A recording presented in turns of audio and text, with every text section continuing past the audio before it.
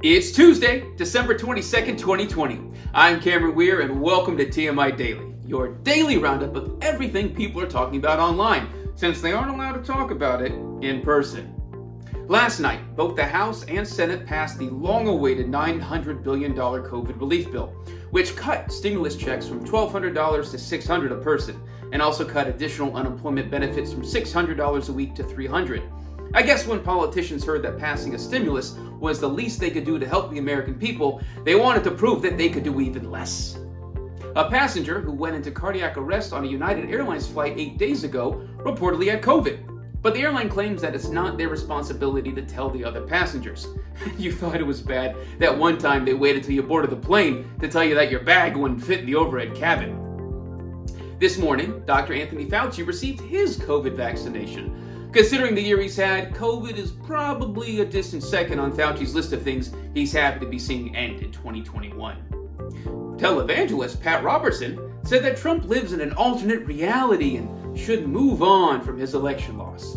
The truth is, Pat, Donald can't go back to New York, and the neighbors in Palm Beach are in court trying to keep him from moving to Mar-a-Lago, so at this point, an alternate reality might be the only place he can live after January 20th.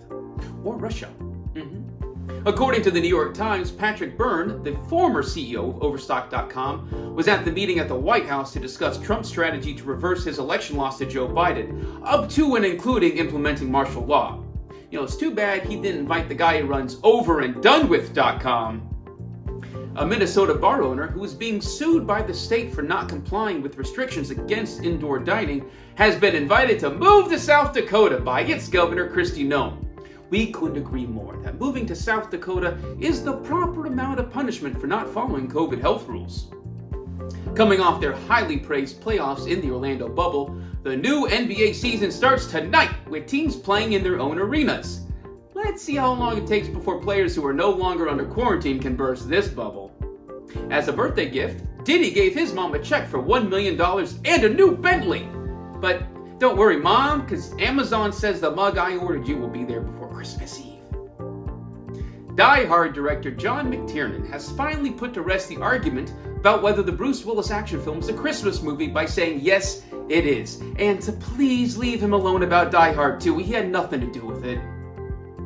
Yesterday, Ariana Grande announced her engagement to her forever love, Dalton Gomez, begging the question, hey, Pete Davidson, exactly how long is forever?